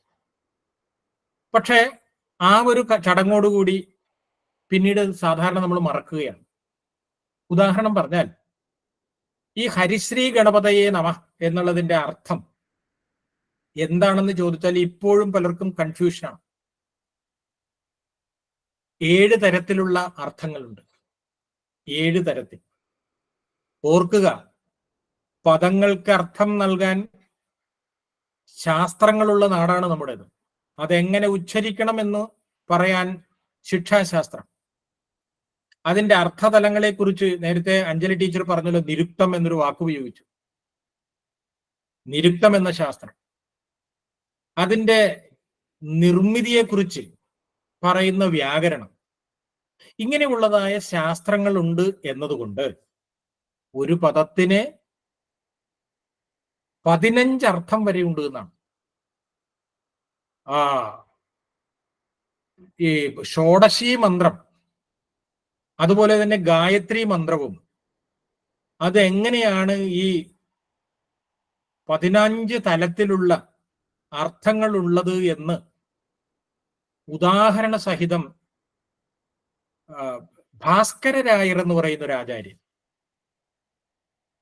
കാണിച്ചു തരുന്നുണ്ട്. ഇന്നും ആധുനിക ഭാഷാശാസ്ത്രത്തിന് പിടികിട്ടാത്തൊരു സാധനമാണെന്ന് ഓർത്തോളണം. ആധുനിക ഭാഷാശാസ്ത്രത്തിന് മാക്സിമം മീനിങ് അപ്പുറം അതിന്റെ ഒരു പ്രാഗ്മാറ്റിക് തലം കഴിഞ്ഞാൽ പിന്നെ കഴിഞ്ഞു. പക്ഷെ നമുക്ക് അങ്ങനെയല്ല.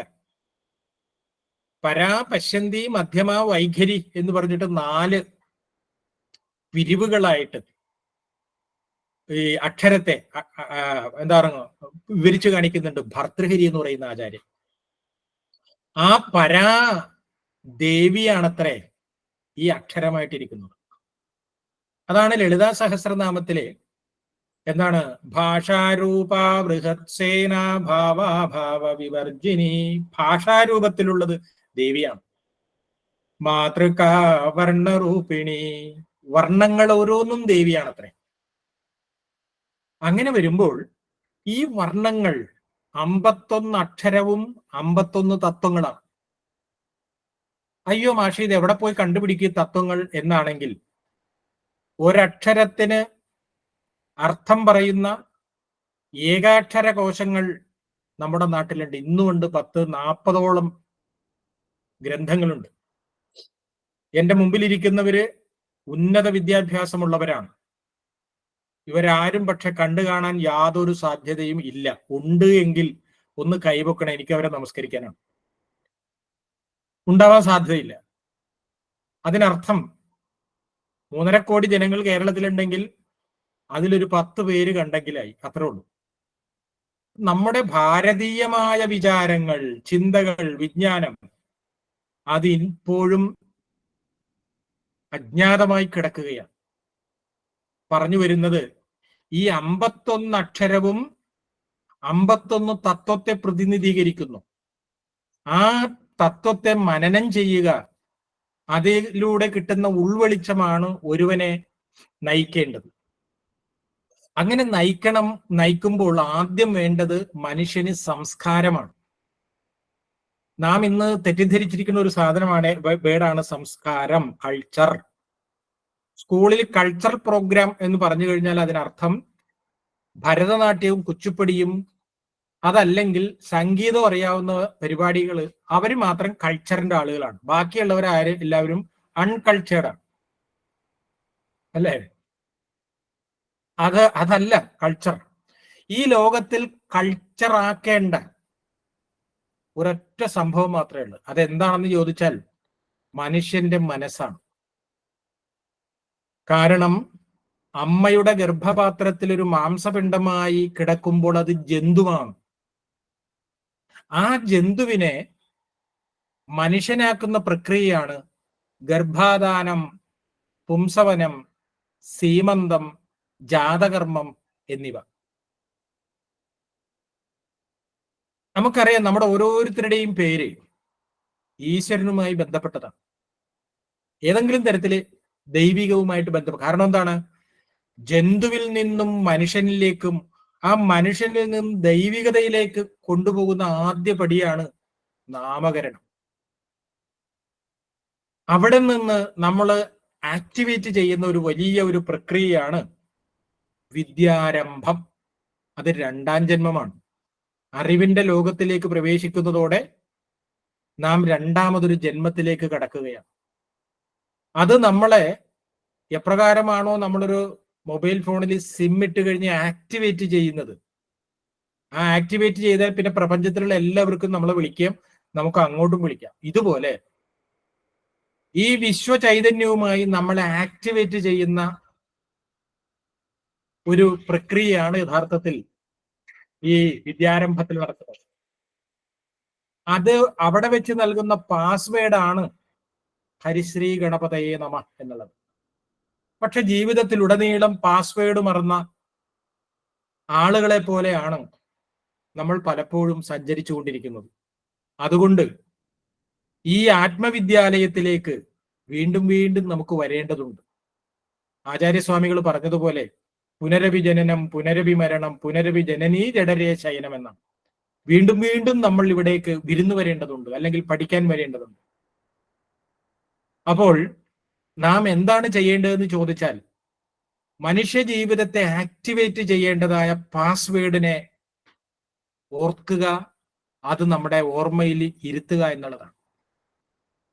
അതാണ് ഈ പറഞ്ഞ അക്ഷരങ്ങൾ, അക്ഷരപ്പൂട്ടുകൾ എന്നാണ് പറയുന്നത്. അക്ഷരപ്പൂട്ടുകൾ ആദ്യം തുറന്നു തന്നത് ഗുരുക്കന്മാരാണ്. ഹരിശ്രീ എന്നാദ്യമായി വിരൽ പൂ കൊണ്ടെഴുതിച്ച ഗുരുവിന്റെ ശ്രീപാദം തൊഴുന്നേ ഞങ്ങൾ. തൊഴുന്നേൻ തൊഴുന്നേൻ തൊഴുന്നേൻ ഞങ്ങൾ, ഗുരുവിന്റെ ശ്രീപാദം തൊഴുന്നേൻ ഞങ്ങൾ. മലയാളിയുടെ അല്ല, മനുഷ്യന്റെ സംസ്കാരമാണ്. കാരണം ഗുരു വലിയവനാണ്. പക്ഷെ ഇന്ന് വലിയവന്മാരില്ല, വലിയവരുടെ സ്ഥാനത്ത് ചെറിയവന്മാരാണുള്ളത്. അതുകൊണ്ട് ഇന്ന് ശിഷ്യന്മാർക്ക് ഗുരുത്വം എന്ന് പറയുന്ന ഒരു സാധനവുമില്ല, നേരെ തിരിച്ചിങ്ങോട്ടുമില്ല. എത്ര ഒരു രീതിയായി മാറിക്കഴിഞ്ഞു എന്നത് നമുക്കറിയാം. ഗുരുക്കന്മാരില്ല. ആകെ ഗുരു എന്നത് നമ്മൾ കേൾക്കുന്നത് സ്വാഗത പ്രാസംഗികന്മാർ പ്രസംഗിക്കാൻ നേരിട്ട് ഗുരുജനങ്ങളെ എന്ന് അർത്ഥമില്ലാത്തൊരു വാക്കുകൾ ഉച്ചരിക്കും. മുമ്പിലിരിക്കുന്ന ഗുരുജനങ്ങളെ ആരും ഗുരുജനമായിട്ടല്ല, ഒരു ഭംഗിവാക്ക് പറഞ്ഞെന്ന് മാത്രം. എല്ലാം ലഘുക്കളാണ്. അതുകൊണ്ട് ശരിയായ ഗുരുക്കന്മാരാരെന്ന് നമുക്ക് അറിയാൻ പറ്റാത്ത ഒരവസ്ഥയായി മാറി എന്നത് സാന്ദർഭികമായി പറഞ്ഞു വരട്ടെ. ഞാൻ ഇവിടെ പറഞ്ഞു വരുന്നത് ഈ കാര്യങ്ങളെല്ലാം അവതരിപ്പിക്കുന്നത് 3 കൃതികളിലാണ് ശാക്തേയ സമ്പ്രദായത്തിൽ. അത് ലളിതാ സഹസ്രനാമം, സൗന്ദര്യലഹരി, ദേവി മഹാത്മ്യം. ഇതിനെ അടിസ്ഥാനപ്പെടുത്തിയുള്ള പാരായണങ്ങളുണ്ട്, ഹോമങ്ങളുണ്ട്, സ്വാധ്യായമുണ്ട്, ഉപദേശമുണ്ട്, ധ്യാനമുണ്ട്. ഇങ്ങനെ ധാരാളം പരിപാടികളുണ്ട്. അത് മനസ്സിലാക്കുമ്പോഴാണ് ഈ പറഞ്ഞ ആചാരങ്ങളുടെ പിന്നിലുള്ള അർത്ഥം നമുക്ക് പിടികിട്ടുന്നത്. അപ്പോ ചുരുക്കി ഞാനിത് പ്രതിപാദിക്കുകയാണ്. ഇനി നമ്മൾ അറിയേണ്ട പ്രധാനപ്പെട്ട കാര്യം, നവരാത്രി അത് നാം പ്രത്യേകിച്ച് വിചാരകേന്ദ്രത്തിന്റെ പ്രവർത്തകർ സംസാരിക്കുമ്പോൾ പറയേണ്ടതാണ്. അത് സ്ത്രീ പ്രധാനമാണ്.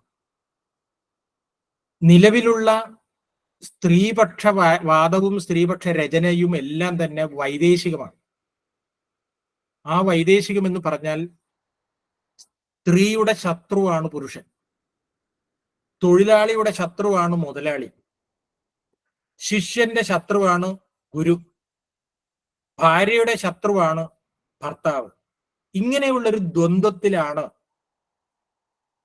ഇന്ത്യ, പ്രത്യേകിച്ച് കേരളം മുന്നേറിക്കൊണ്ടിരിക്കുന്നത്.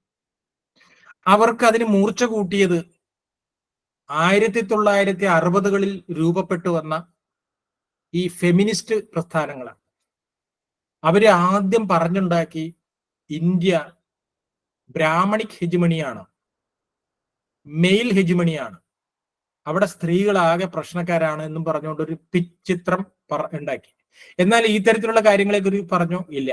അപ്പൊ നാം മുന്നോട്ട് വെക്കേണ്ട വളരെ പ്രധാനപ്പെട്ട ഒരു കാര്യം ഈ സ്ത്രീ പ്രധാനമാണ് ഇതിന്റെ എല്ലാ ചടങ്ങുകളും എന്നതാണ്. രണ്ടാമത്തത് സമർപ്പണത്തിൻ്റെതാണ്. എന്റേതെന്ന് പറയാൻ ഞാൻ എന്തെല്ലാം നേടിയിട്ടുണ്ടോ അതെല്ലാം എന്റേതല്ല എന്ന് പറയുന്നിടത്താണ് ഒരുവന്റെ വിജയം കിടക്കുന്നത്. വാരിക്കൂട്ടുന്നിടത്തല്ല, മറിച്ച് കോരിക്കൊടുക്കുന്നിടത്താണ് മനുഷ്യനായി മാറുന്നത്. അങ്ങനെ കോരിക്കൊടുക്കണമെങ്കിൽ നമ്മുടെ മനസ്സിൽ എപ്പോഴും ഇരിക്കേണ്ട ഒരു വിചാരമാണ് ഈശാവാസ്യമിതം സർവം. ഇതെല്ലാം ഈശ്വരൻ്റെതാണ്, എന്റേതല്ല. ഞാനിവിടെ ഒരു വാടകക്കാരനാണ്, ഇവിടുത്തെ വരുന്ന തലമുറയുടെ സൗഭാഗ്യങ്ങളെല്ലാം അനുഭവിക്കുന്ന ഒരു വാടകക്കാരൻ മാത്രമാണ്. ഈശൻ ജഗത്തിലെല്ലാം ആവസിക്കുന്നതു കൊണ്ടു നീ ചരിക്ക മുക്തനായ ആശിക്കരുതാരുടെയും ധനം. എത്ര മനോഹരമാണ്. അപ്പോ ഇത് സമർപ്പണത്തിന്റെ വലിയ ഒരു കാലമാണ്. ആ സമർപ്പണം ആർക്ക് കൊടുക്കുന്നു? ഉടമയ്ക്ക് സമർപ്പിക്കുന്നു. അത് ഇല്ലാതെ സമൂഹത്തിൽ നിന്നല്ല ലോകം മുഴുവനും നോക്കിക്കോളൂ. യുദ്ധങ്ങൾ ഉണ്ടായത് എന്തിനു വേണ്ടിയിട്ട് ആണ്? വെട്ടിപ്പിടിക്കാൻ തുടങ്ങുന്നിടത്ത് നിന്നാണ്. ഇന്നും യുദ്ധങ്ങൾ നടന്നുകൊണ്ടിരിക്കുകയാണ്. എന്റേതാക്കണം, ഞങ്ങളുടേതാക്കണം, കുടുംബങ്ങൾ തമ്മിൽ, സംസ്ഥാനങ്ങൾ തമ്മിൽ രാഷ്ട്രങ്ങൾ തമ്മിൽ പ്രശ്നമുണ്ടോ അത് വാരിക്കൂട്ടണം എന്നതിന്റെ അടിസ്ഥാനം. പക്ഷെ ഭാരതത്തിന്റെ അടിസ്ഥാന സങ്കല്പം സമർപ്പണമാണ്. മറ്റൊരു കാര്യം, എന്ത് കാര്യവും ഈ പറഞ്ഞ കാര്യം സമർപ്പണം തന്നെ ഭക്തിയോടുകൂടി സമർപ്പിക്കുക, ഭക്തിയോടുകൂടി തുടങ്ങുക. നമ്മൾ പറയാറില്ലേ, ഇതെല്ലാം വെച്ച് കഴിഞ്ഞിട്ട് എന്താണെങ്കിലും നവരാത്രി കഴിയട്ടെ, ഇനി അടുത്തത് അതിന് ശേഷം ആവാം. ഒരു പുതിയ തുടക്കമാണ്. ആ തുടക്കത്തിൽ ഭക്തി ചേരുമ്പോൾ അതൊരു ഉപാസനയായി മാറും. നാം എന്ത് പ്രവൃത്തിയും ചെയ്തോട്ടെ, അതിൽ ഭക്തി കലരുമ്പോൾ ആ പ്രവൃത്തി കർമ്മമായി മാറുകയാണ്. നാം കഴിക്കുന്ന ഭക്ഷണത്തിൽ ഭക്തി കലരുമ്പോൾ അത് പ്രസാദമായി മാറുന്നു. നമ്മുടെ യാത്രയിൽ ഭക്തി കലരുമ്പോൾ അത് തീർത്ഥയാത്രയായി മാറുന്നു. നമ്മുടെ കൂടിച്ചേരലുകളിൽ ഭക്തി വരുമ്പോൾ, നിറയുമ്പോൾ അത് സത്സംഗമായി മാറുകയാണ്. അപ്പൊ അതിന്റെ എല്ലാം തുടക്കമാണ് ഈ കാലം. മറ്റൊന്നാണ് സമഭാവന. ഇപ്പൊ നമ്മള് സമരസത എന്ന ഒരു വാക്ക് ഉപയോഗിക്കുന്നുണ്ട്. ലോകത്തിന്റെ എല്ലാം പഞ്ചപരിവർത്തനത്തിൽ വളരെ പ്രധാനപ്പെട്ടതാണ്. ഈ സമരസത ഉണ്ടാവണമെങ്കിൽ നാം ബാഹ്യമായ രീതിയിൽ നോക്കിയാൽ നമ്മൾ ആരും തമ്മിൽ ഒരു ബന്ധമില്ലാത്തവരാണ്. പക്ഷെ ആന്തരികമായി നോക്കിക്കഴിഞ്ഞാൽ നമ്മളെല്ലാം ഒന്ന് തന്നെയാണ്. ഹനുമാനോട് സാക്ഷാൽ ശ്രീരാമേന്ദ്രൻ ചോദിച്ചു താൻ ആരാണെന്ന് ചോദിച്ചപ്പോൾ പറഞ്ഞു, ദേഹബുദ്ധിയിൽ ചിന്തിച്ചാൽ അങ്ങയുടെ ഭൃത്യനാണ് ഞാൻ, പക്ഷെ ആത്മബുദ്ധിയോട് ചിന്തിച്ചാൽ നമ്മൾ തമ്മിൽ സെയിം പിച്ച് എന്ന് പറഞ്ഞ ഒരു വാനരന് പോലും ഏറെ വലിയ ആത്മബോധമുണ്ടായിരുന്ന രാജ്യം അല്ലെ. നമ്മൾ വാനരനത് പോലും വിളിക്കില്ല ഹനുമാൻ സ്വാമി. ഹനുമാൻ സ്വാമിയാണ്. കാരണം അറിവുള്ളവൻ. ആ അറിവുള്ളവൻ ചണ്ടാളനാണെങ്കിൽ പോലും എന്റെ ഗുരുവാണ് എന്ന് പ്രഖ്യാപിച്ച ശങ്കരാചാര്യരുടെ നാടാണ് നമ്മുടെ. പക്ഷെ മഹാഭാരതത്തിനെ ജാതിയുടെ മേലങ്കി അണിയിച്ച് ആക്ഷേപിക്കുന്നത് നമ്മൾ കാണുന്നുണ്ട്. അതെന്തുമായിക്കോട്ടെ, സമഭാവനയുടെ ഉത്സവമാണ്. മറ്റൊന്ന് ഏറെ ചർച്ച ചെയ്യുന്നത് മാനവികതയെക്കുറിച്ചാണ്. ഈ മാനവികതയ്ക്ക് ഒരു കുഴപ്പമുണ്ട്. അവിടെ മനുഷ്യന് മാത്രമാണ് പ്രാധാന്യം. മനുഷ്യന് വേണ്ടിയാണ് മറ്റുള്ളതെല്ലാം എന്നുള്ളത്. നമ്മളെ സംബന്ധിച്ചിടത്തോളം മാനവികതയുണ്ട്. പക്ഷെ മാനവികതയ്ക്ക് മുകളിൽ നിൽക്കുന്നത് ധാർമ്മികതയാണ്. ഒരു എറുമ്പിന് പോലും ഒരു പീഡയും ഉണ്ടാക്കരുത് എന്ന വലിയ ധാർമ്മികതയുണ്ട്. അപ്പൊ മാനവികതയ്ക്ക് മുകളിൽ ധാർമ്മികതയും, ധാർമ്മികതയ്ക്ക് മുകളിൽ ആത്മീയതയും. Humanity, morality and spirituality. ഇതാണ് നമ്മുടേതായ സങ്കല്പം. അത് ഇതിൽ അടങ്ങിയിരിക്കുന്നു. പിന്നെ അറിവ്, ജ്ഞാനം, അതാണ് ഏറ്റവും പരമപ്രധാനം. വിദ്യ ഉള്ളവന് വിദ്യ ഉണ്ടെങ്കിൽ മറ്റൊന്നും വേണ്ട. അങ്ങനെ ആണ് നമ്മൾ വിശ്വസിച്ചിരിക്കുന്നത്. അതാണ് നമ്മുടെ ആചാരങ്ങളുടെയും എല്ലാത്തിൻ്റെയും പൊരുൾ അത് തന്നെയാണ്.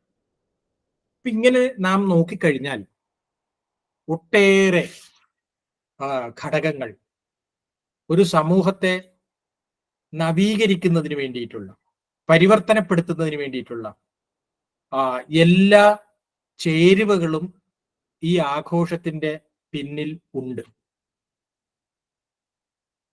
ഇത് കഴിയുമ്പോൾ, അങ്ങനെ പരിവർത്തനം വരുമ്പോൾ, മനസ്സിന് പരിവർത്തനം വരുമ്പോൾ നമ്മുടെ കാഴ്ചകൾ മാറുകയാണ്. ഇനി നിന്റെ മൗലിയിൽ എഴുന്നിടും പൂനിലാവിനമെന്നു കണ്ടതിനൊക്കെയും കൈതൊഴാം എന്ന് പറഞ്ഞിട്ടൊരു കവിതയുണ്ട്. ഈ നമ്മുടെ കാഴ്ചപ്പാട് മാറുമ്പോൾ എല്ലാം ഈശ്വരന്റെ, ദേവിയുടെ ആവിഷ്കാരമാണ്. എല്ലാം ദേവിയുടെ ആവിഷ്കാരമാണെന്ന് കണ്ടു കഴിഞ്ഞാൽ ഇനമൊന്ന് കണ്ട് എല്ലാം നമ്മൾ തൊഴുതു പോകുന്നതാണ്. അപ്പൊ കാഴ്ചകളെല്ലാം പവിത്രമാവുന്നത് പോലെ ബന്ധങ്ങൾ അത് ഊഷ്മളതയുള്ളതായി മാറുകയാണ്. കാരണം സ്ത്രീയ സമസ്ത സകല ജഗത്സു എന്നാണ്. ഈ ലോകത്തിലുള്ള സകല സ്ത്രീരൂപത്തിലുള്ള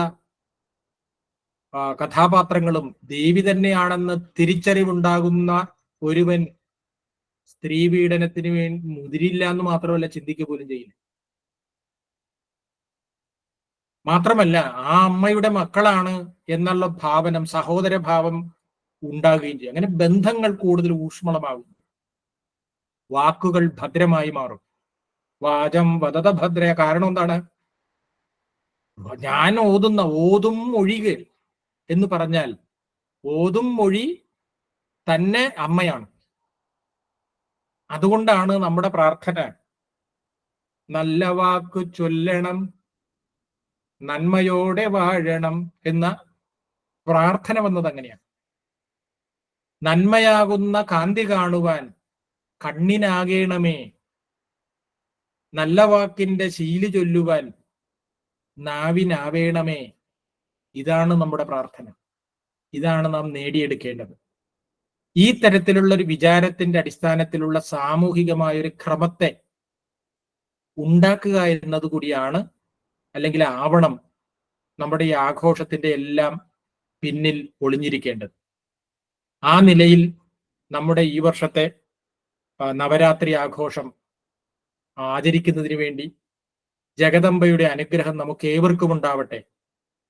വീണ്ടും വീണ്ടും ഈ ധാർമ്മികമായ പ്രവൃത്തിയിൽ ഏറെ സ്നേഹത്തോടും ബഹുമാനത്തോടും അതിലേറെ സന്തോഷത്തോടും മാ വിദ്വേഷാവഹെ, ഒരു തരത്തിലുള്ള വിദ്വേഷവുമില്ലാതെ ഈ മാർഗത്തിൽ നമുക്ക് കണ്ടുമുട്ടാം എന്ന് മാത്രം പറഞ്ഞുകൊണ്ട് നിർത്തുന്നു. നമസ്കാരം.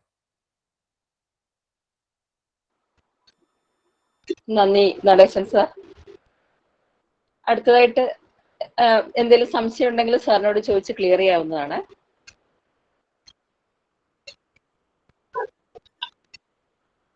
ഇപ്പോ ഞാനൊന്ന് 2 വാക്ക് സംസാരിച്ചോട്ടെ? തീർച്ചയായും. നടേശ സാർ, സംശയമൊന്നുമില്ല. ഇത് നമ്മൾ ചെറുപ്പത്തിലെ ഇതൊന്നും നമ്മൾക്ക് മനസ്സിലാക്കാനുള്ള കഴിവ് വരാതിരിക്കാൻ പാകത്തിനുള്ള വിദ്യാഭ്യാസമൊക്കെ നമുക്ക് കിട്ടി. ഇതൊക്കെ ചീത്തയാണ്, ഭാരതീയമായതൊന്നും കൊള്ളൂല്ല എന്നുള്ള വിധത്തിൽ പഠിച്ചു വന്ന ഒരു വർഗത്തിൽപ്പെട്ടവനായിപ്പോ ഞാനൊക്കെ. ഭാഗ്യവശാൽ കുറെ കഴിഞ്ഞപ്പോൾ അല്പം ബോധമൊക്കെ ഉണ്ടായിരുന്നുകൊണ്ട് ഒരുവിധം കുറച്ചൊക്കെ മനസ്സിലാക്കാൻ സാധിച്ചു. പക്ഷെ ഇന്നത്തെ ഈ ക്ലാസ്സിൽ കൂടി യഥാർത്ഥത്തിൽ വളരെ നാള് കൊണ്ട് പഠിച്ചേക്കാവുന്ന കാര്യങ്ങൾ ഒക്കെ ഒന്ന് ഓർക്കാൻ, അഥവാ പഠിച്ചിട്ടില്ല എങ്കിലും ഒന്ന് ഓർക്കാനും മനസ്സിലാക്കാനും കേൾക്കാനും സാധിച്ചു വന്നത് വളരെ സന്തോഷമുണ്ട്. എന്തായാലും ഇതിൽ പ്രത്യേകിച്ചും അങ്ങേ ഞാൻ അഭിനന്ദിക്കുന്നു. ഞാൻ ഇതിനു മുൻപ് കണ്ടപ്പോഴും പറഞ്ഞിട്ടുണ്ട്, വിചാരകേന്ദ്രത്തിന്റെ ചില പരിപാടികൾക്കൊക്കെ വിളിക്കോട്ടോ വരണ്ടോ എന്ന് പറഞ്ഞു. പക്ഷെ ആ വിളിക്കാനുള്ള ഭാഗ്യം ഉണ്ടായത് അർച്ചന ടീച്ചറിനാണ്. അതിലും സന്തോഷമുണ്ട് കേട്ടോ. വളരെ സന്തോഷം. ഏതായാലും ഇങ്ങനെ നമുക്ക് വേണ്ടി ഇത് വന്ന് ഇത്രയും സമയം കളഞ്ഞതിൽ തീർച്ചയായിട്ടും വിചാരകേന്ദ്രത്തിന്റെ ജില്ലാ സെക്രട്ടറി എന്ന നിലയിൽ വളരെയധികം എന്റെ സന്തോഷവും ബഹുമാനവും ഞാൻ അറിയിക്കുന്നു.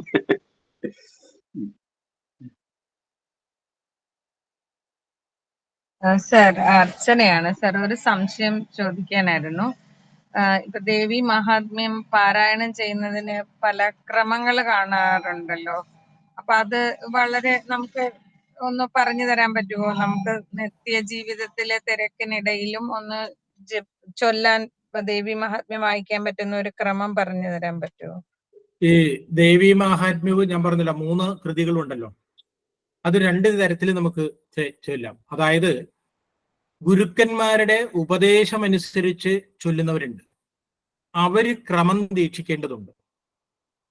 ആ ക്രമം ത്തെക്കുറിച്ച് വിശദമായി പറയുന്ന ഒരു കൃതിയാണ് ദേവി മഹാത്മ്യം. അത് ദേവി ബുക്ക് സ്റ്റാളിന്റെ കണ്ടിയൂർ മഹാദേവ ശാസ്ത്രികള് അത് വളരെ വിസ്തരിച്ച് എഴുതിയിട്ടുണ്ട്. ഇതിപ്പോ കുറച്ച് സമയം കൊണ്ട് പറയാൻ പറ്റാത്തതുകൊണ്ടാണ് ഞാൻ ഇങ്ങനെ എഴുതുന്നത്.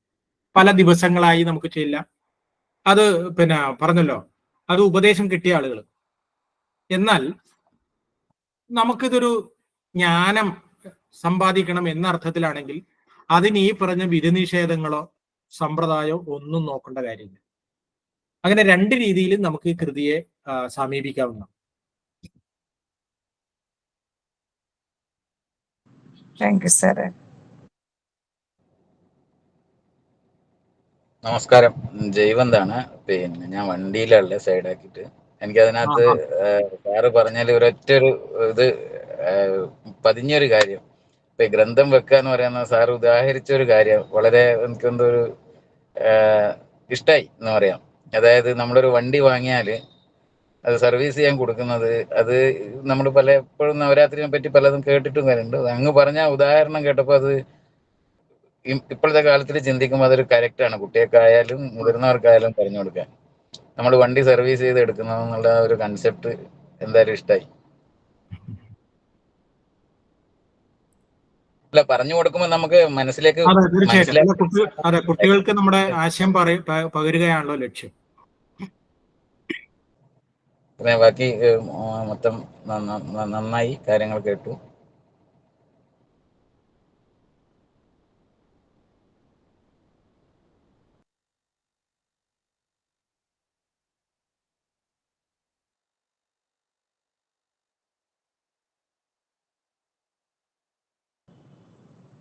ആർക്കെങ്കിലും എന്തെങ്കിലും സംശയം ചോദിക്കാനുണ്ടെങ്കിൽ ചോദിക്കാവുന്നതാണ്.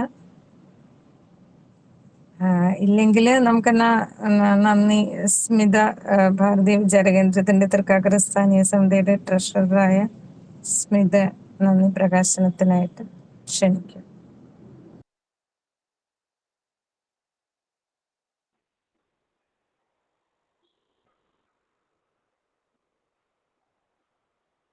എല്ലാവർക്കും നമസ്കാരം. നവരാത്രിയോട് അനുബന്ധിച്ച് ആണ് നമ്മൾ ഇന്നിവിടെ പ്രബന്ധാവതരണം, ഇന്നത്തെ പ്രോഗ്രാം നവരാത്രിയോടനുബന്ധിച്ചുള്ളതായിരുന്നു. ഭാരതം പ്രധാനമായി അനുഷ്ഠിക്കുന്ന 2 ആചാരങ്ങളാണ്. ഒന്ന് നവരാത്രിയും ശിവരാത്രിയും. ശക്തിയിൽ നിന്നും ഐശ്വര്യത്തിലൂടെ അറിവിലേക്ക് എത്തിച്ചേരുന്ന മഹത്വപൂർണമായ 9 ദിനങ്ങളിൽ 5ാമത്തെ ദിവസമാണ് ഇന്ന്. അനേകം പേർക്ക് അജ്ഞാനത്തെ നീക്കം ചെയ്ത് ജ്ഞാനത്തെ നൽകിയ ബഹുമാനപ്പെട്ട ഡോക്ടർ ME നടേശൻ സാറിൽ നിന്ന് നവരാത്രി ദിനങ്ങളും അതിൻ്റെ ആചാരങ്ങളെ പറ്റിയും വിശ്വാസത്തെ പറ്റിയും കൂടുതൽ അറിവ് നേടാൻ കഴിഞ്ഞത് സരസ്വതി ദേവിയുടെ ഒരു അനുഗ്രഹമായിട്ടാണ് ഞാൻ കരുതുന്നത്. സാറിന് എൻ്റെ പേരിലും തൃക്കാക്കര സ്ഥാനീയ സമിതിയുടെ പേരിലും നന്ദി രേഖപ്പെടുത്തുന്നു. തൃക്കാക്കര സ്ഥാനീയ സമിതിയുടെ അധ്യക്ഷയായ ഡോക്ടർ അർച്ചന ടീച്ചറിന്, സ്ഥാനീയ സമിതിയുടെ സെക്രട്ടറി ഡോക്ടർ ഷൈനി ഇന്ന് വന്നിട്ടില്ല, ഷൈനിക്കും നന്ദി രേഖപ്പെടുത്തുന്നു. ജില്ലാ സമിതിയുടെ അധ്യക്ഷൻ ജോയ് സാറിനും സെക്രട്ടറി അരവിന്ദാക്ഷൻ നായർ സാറിനും ജില്ലാ സംയോജക സുകേഷ് ഏട്ടനും നന്ദി രേഖപ്പെടുത്തുന്നു. സ്വാഗതം ആശംസിച്ച പ്രിയങ്കരിയായ ഡോക്ടർ അഞ്ജലി ടീച്ചറിനും നന്ദി രേഖപ്പെടുത്തുന്നു. ഭാരതീയ വിചാര കേന്ദ്രത്തിന്റെ എല്ലാ കുടുംബാംഗങ്ങൾക്കും ക്ഷണം സ്വീകരിച്ച് ഇന്ന് ഈ പ്രോഗ്രാമിൽ പങ്കെടുത്ത എല്ലാ മഹത് വ്യക്തികൾക്കും ഒരിക്കൽ കൂടി നന്ദി രേഖപ്പെടുത്തുന്നു. അതിനെ കൂടാതെ എല്ലാ മാസവും 2ാമത്തെ ബുധനാഴ്ച BTH ഹോട്ടലിൽ വെച്ച്, എറണാകുളം BTH ഹോട്ടലിൽ വെച്ച് ഒരു പ്രബന്ധാവതരണം ജില്ലാ സമിതിയുടെ എല്ലാ മാസവും ഉണ്ടാവാറുണ്ട്. അപ്പൊ ഈ മാസത്തേത് മറ്റന്നാള് ബുധനാഴ്ച ബി വിദ്യാസാഗരൻ സനാതന ധർമ്മവും ഇതിഹാസ പുരാണങ്ങളും എന്ന ടോപ്പിക്കിനെ പറ്റി ഒരു പ്രബന്ധ അവതരണം ഉണ്ടായിരിക്കുന്നതാണ്. 5:30-ക്കാണ്. എല്ലാവരും പങ്കെടുക്കണം. അടുത്തതായിട്ട് പ്രാർത്ഥനയ്ക്കായിട്ട് പാർവതീനെ ക്ഷണിക്കുന്നു.